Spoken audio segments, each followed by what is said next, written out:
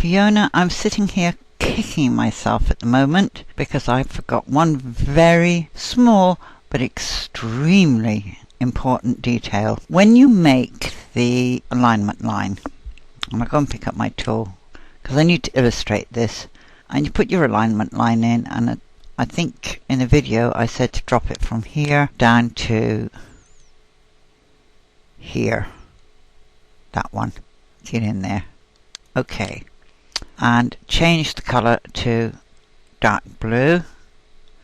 So let's highlight it and give it dark blue. Okay. Now I need to duplicate that straight away. So I go to edit, duplicate. Even before I do the other half of the design, there's the duplicate. So I need to change the color of that one, and we'll make that one gold. Okay, now you can see that. Then I duplicate that. Edit, duplicate, and I flip it horizontally and move it over into position. I'm so annoyed with myself over forgetting to tell you that one simple little detail. I mean, it isn't necessary to use my other computer cut in then to let me know that they'd updated my AV software. Right, that's not quite in the right position. There we go.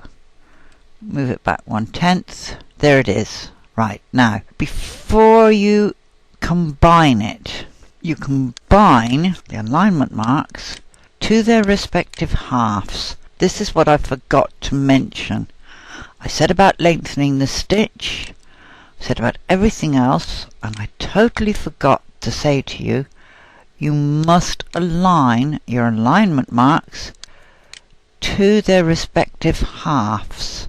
Otherwise, when you combine them, or you get the other hoop in, you end up with both alignment marks stitching in the first hooping, and that's a total waste of time. So we'll just carry it through again, go into combine, bring down the second hoop, move the second hoop into position, and I've already forgotten where the center of the first hoop was.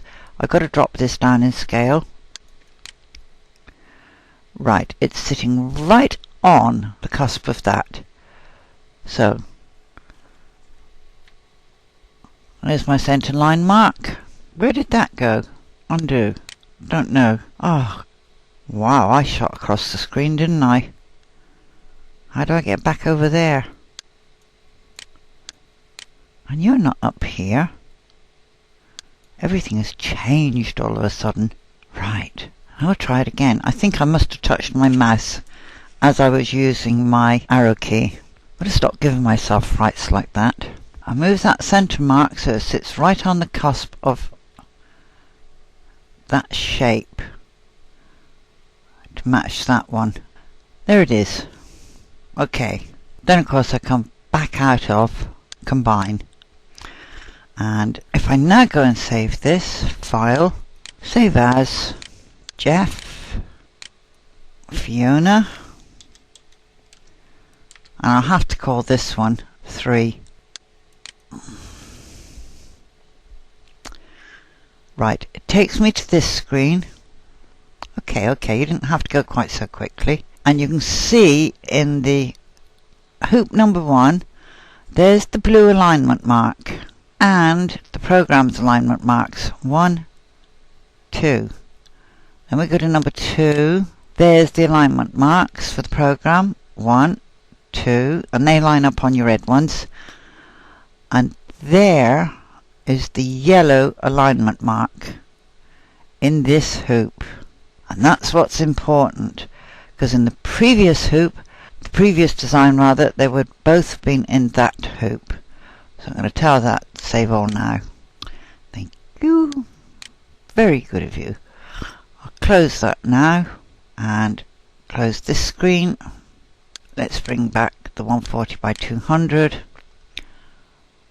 Open. Fiona, Jeff. Give me the Jeff, please. Thank you. Now, I want Fiona 3-1. Open. There is the blue alignment mark, and it's stitching last. There it is. Okay. So I'll click off that. I'm going to hide the hoop, go to embroidery, insert design. Fiona 3-2. Open. There's the design. I'll move it over with my right arrow key, keeping my hands well away from my mouse because I don't want to lose the whole thing off the screen again. And keep going and keep going. I'm going to take it too far to begin with, because this is what you'll be doing. You'll have your blue stitch on your fabric. You hoop up your stabilizer, nothing else, just your stabilizer, and you stitch the first alignment line here, okay? Now if you elect to use the Janome alignment marks, you stitch those. And where are they? They stitch first, and they fit over these that stitched last, okay? But you stitch your alignment line first. Then you either use the thumbtacks pushed up through the back of your stabilizer, or if you've got it, some very, very fine pins, sellotape them in place so as they can't wobble around. Bring your fabric to the hoop and pierce the first stitch over that pin marking the first stitch of your alignment line, and then bring the last stitch over the top of the second pin at the end of your second alignment line on your stabilizer, and you pierce that. Then you very carefully spread your fabric, and if you're using sticky back, you just spread it straight onto the sticky back stabilizer. If you do as I do and you use a quilter spray, once you've got your pins in, you just very quickly spray your stabilizer.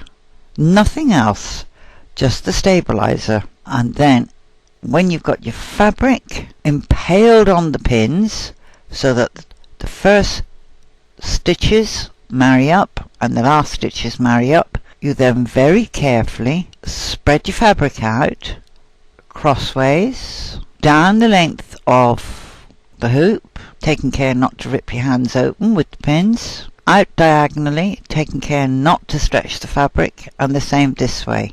When it's all in position, you take it back to your machine and it should start stitching over here, and it should end up with these pieces meeting.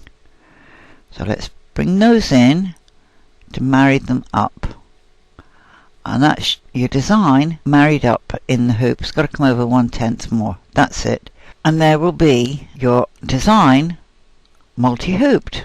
Right, now I've got to start the next video showing the owners of the 200E, or people who've only got a 100mm hoop, how they can take a quarter of a design and turn it into a big design. So I'm going to finish this video here, and I do apologize for forgetting to tell you that you must have your alignment lines grouped with your design that side. But when you get to the bit where I say, you know, make your alignment lines, move that one up so as it sits below the first one, that's the point at which you group them. And that's the bit that I forgot to mention in the previous video. Okay, I'm off.